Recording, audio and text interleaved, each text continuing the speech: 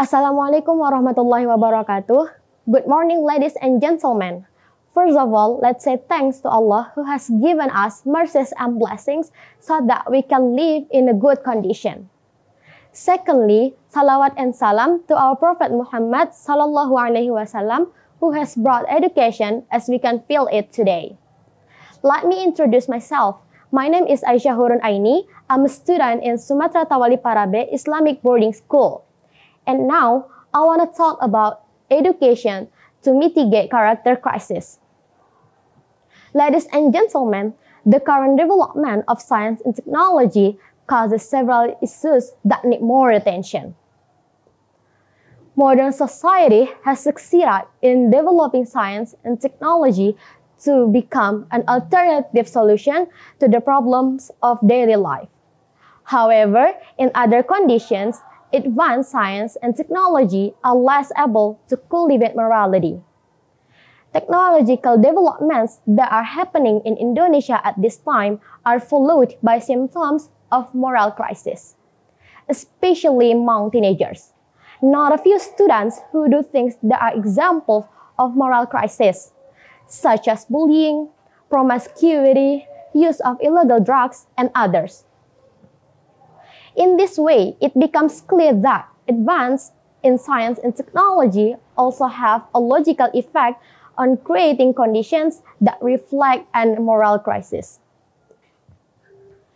The current moral crisis can be overcome with character education. Character education is a system of implementing character values which includes components of knowledge, feelings, and actions as a form of moral development and individual behavior. In Indonesian context, character education can be explored and formed from various sources. According to Muklas Samani and Haryanto 2011, there are several sources of the concept of character education. The first is the concept of character education according to custom and culture. Because Indonesia is rich in customs and culture, so Indonesia is called multicultural. Second, the concept of character education according to religious teachings like Islam, Christian, Protestant, Hindu, Buddhist, and Confucianism. Third, character education according to implementation of leadership. That is, each leader has his own way and style to implementing of character education for his people. Fourth, the concept of character education in Western countries. Even though there are many types and concepts, in the end, character education must unite into what are called core values.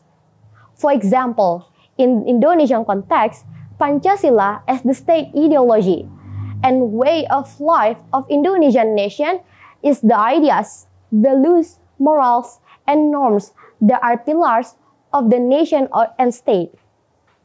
Character education has a function to develop everyone's potential so that they can live their lives in a good manner. Zubaidi, an author of a book entitled Desain Pendidikan Karakter, Konsepsi dan Aplikasinya dalam Lembaga Pendidikan, said that there are three functions of character education in schools.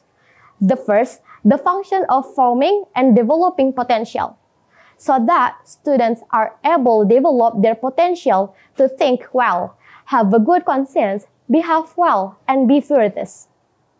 Next is the function for strengthening and repair, improving and strengthening the roles of individuals, families, educational units, communities, and the government to carry out their responsibilities and participate in developing the potential in groups, agencies, and society in general.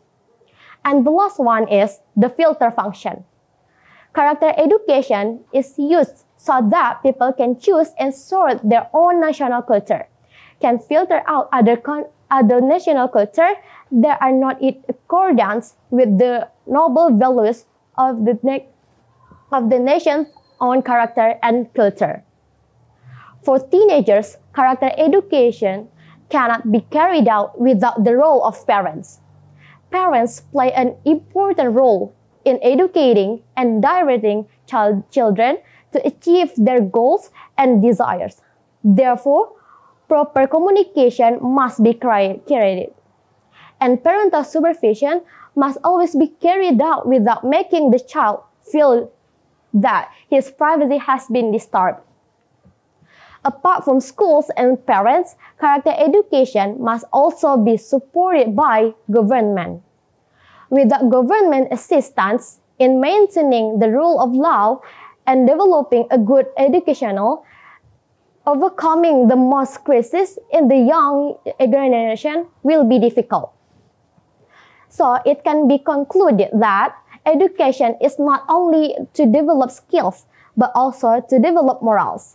And everyone has their own role in developing character education. Okay, I think that's all from me. Thank you for your nice attention, and I'm sorry for my mistakes. Finally, Assalamualaikum warahmatullahi wabarakatuh.